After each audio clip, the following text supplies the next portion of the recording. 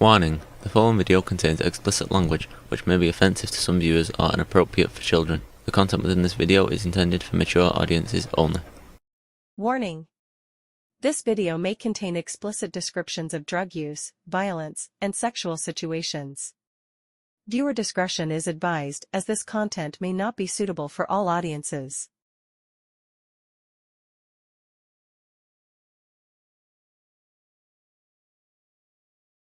Hello and welcome to this video. I hope everyone's doing well. Hope everyone's doing fine. I hope the universe is treating you fairly. And for those of you that celebrate Thanksgiving, I hope there wasn't too much drama, craziness, and that you made it through unscathed. We are once again rejoining Mr. Hunter S. Thompson in the Kingdom of Fear. So, without further ado, let's get into this. Okay, I don't want to get mushy here. All I did in the beginning was invite you over to my weird new office at the theater, which I knew you'd enjoy. And also because I figured that part of my new job as night manager was to keep these two sleazy, bald-headed bastards out of jail by making them so suddenly hip and respectable in the public prints that no judge in San Francisco, not even a Nazi, would feel comfortable about putting them on trial in the eye of a media circus. That strategy worked nicely. If I'd billed the Mitchells for my work as a media political consultant, the tab would have run at least $400K net. I did my work well, and I'm proud of it. Indeed, and history is rife with these horrors, that the foul and notorious Mitchell brothers should soon go free like friendly neighborhood raccoons, while I, the night manager, would eventually be jailed and pilloried and denounced in the public prints, and 3,900 other newspapers all over the nation for running the company car up the tailpipe of a slow-moving, left-drifting Pontiac on the Bayshore Freeway while driving back from the airport after pimping their new movie in L.A. Well, you know, shit happens. All afternoon with moguls from the Pussycat Theater chain. No, none of this seemed possible when I first came down from the mountain to take a job in the city and live among allegedly civilized people. It frankly never occurred to me that I would have any dealings with the law. See, I like how Ellis White in his Transmetropolitan uses this symbolism throughout this book and a couple of the other nonfiction works of Thompson's. He mentions coming off the mountain or coming out of Owl Creek. And in Transmetropolitan, you get, at the very beginning, you get Spider Jerusalem coming off the mountain into taking a job in the city. It's just that parallel, that poetry, it rhymes. Much less be arrested 6 times in 3 months, outside of my admittedly strange new duties as night manager of the O'Farrell. I have made 3 appearances in traffic court in 34 years of driving fast cars in wild conditions all over the world, from Kentucky to Hong Kong, and 2 of them happened in the space of 3 days in Leonard Louis' court. Terrible, as Ralph would say, and the scars have not yet healed. The judge has somehow made himself a partner in my settlement with the Whiplash Boys, and if I make one mistake on the road in the next 3 years, I will be slapped in the San Francisco County Jail for 6 months. That seems a little harsh, to be honest with you. Bad business. If there is any way we can ease off the menace of that probation, we should do it. Our lives will be easier, and so will Leonard Louis. Nobody needs me in that jail. I have learned my lesson. Drive carefully. There are people out there who really don't like me, and if I give them any handle at all, they will use it, and they will flog me. And we have better wars to fight and more honorable ways to spill our blood in public. He has a very, very valid point. Back in my more adventurous days of my life, when I was much younger than I am now, one of the criteria that I used for judging whether or not I was gonna trust somebody to do something sketchy for me was by how they drove. Somebody that was just real anal about following traffic laws, traffic rules, I would ask in a heartbeat, because they're not going to do anything to draw attention to themselves. Now you get somebody that rolls stop signs or squeaks through the yellow light at a traffic stop. Not so much. They tend to bring attention to themselves, and if you're doing something that you don't want noticed, that's not the person you want doing it for you.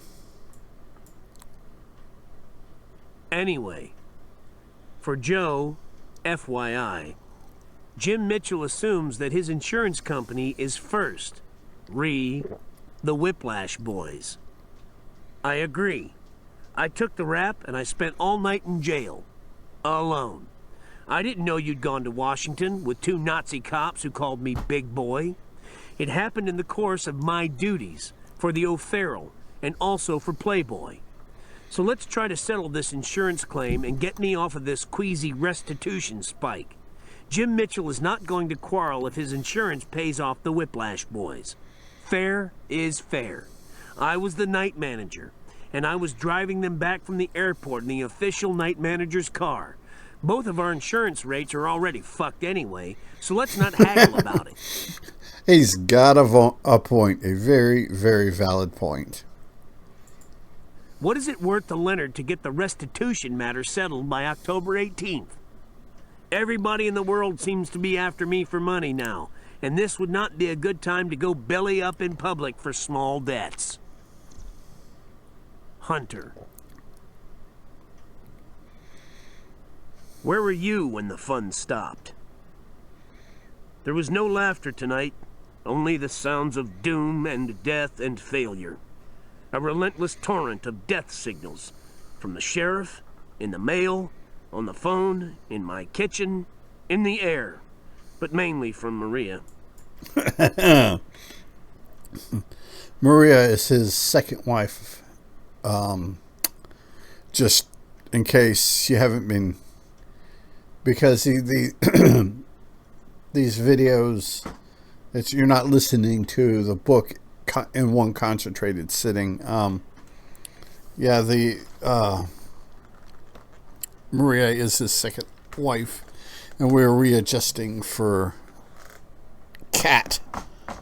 So, who said she felt it very strongly, and she understood exactly why I was feeling and thinking the way I did. But there was nothing she could do about it. She couldn't help herself.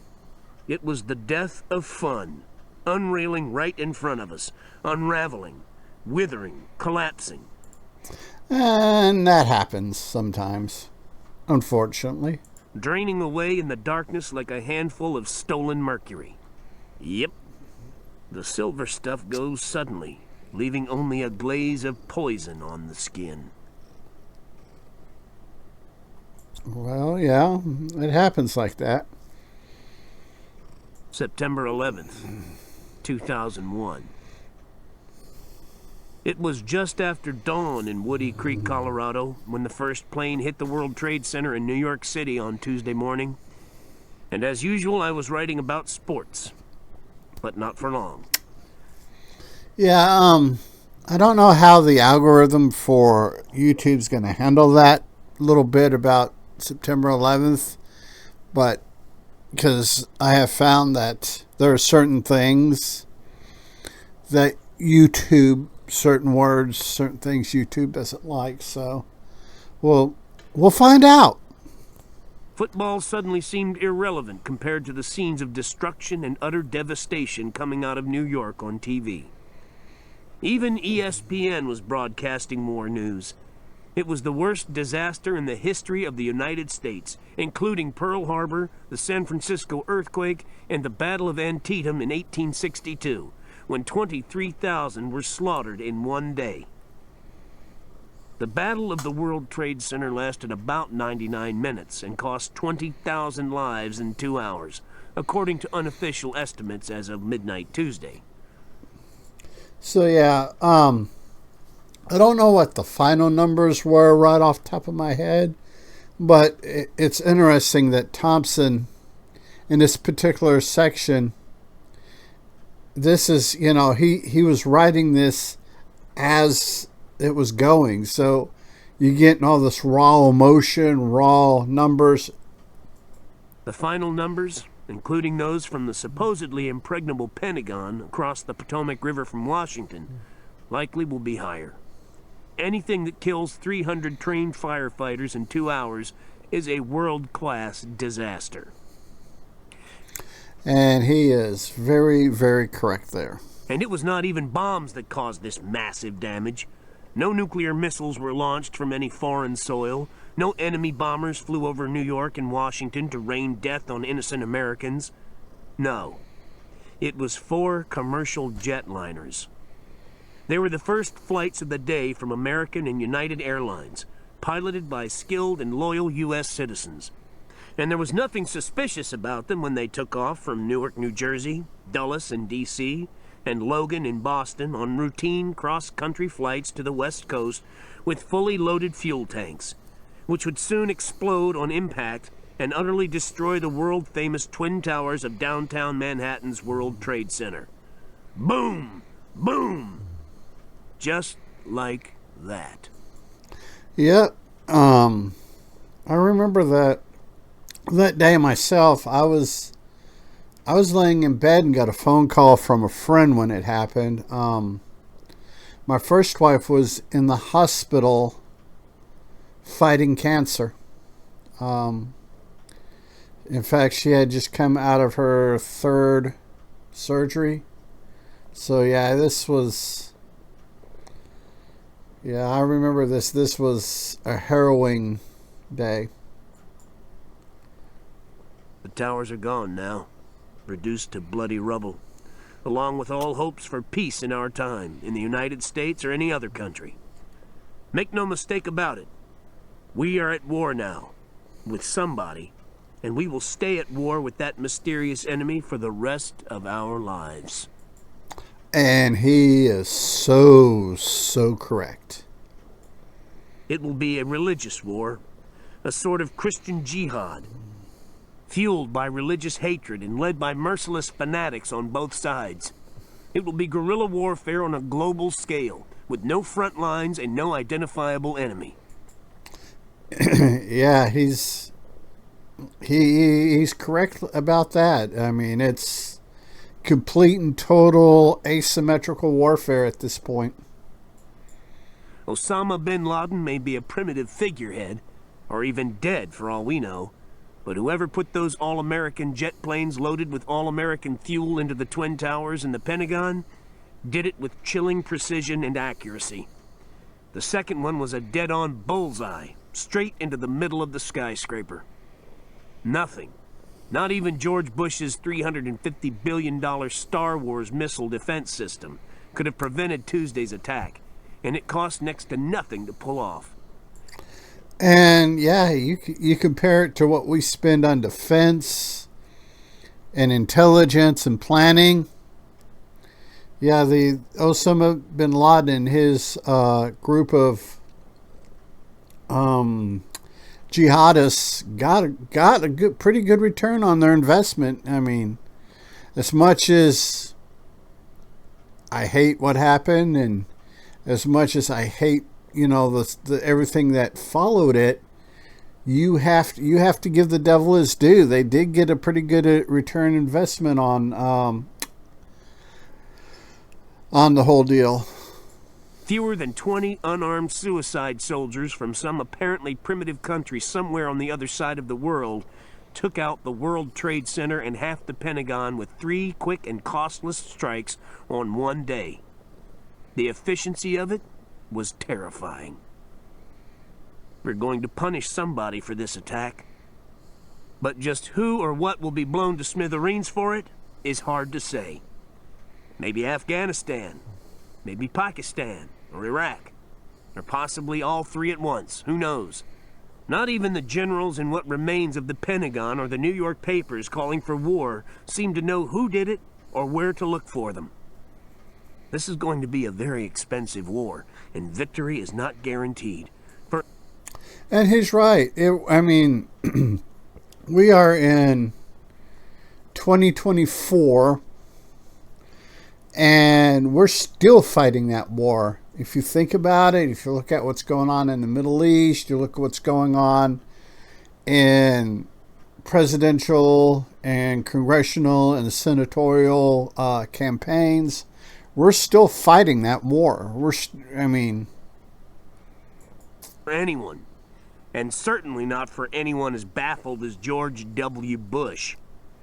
All he knows is that his father started the war a long time ago, and that he, the goofy child president, has been chosen by fate and the global oil industry to finish it now.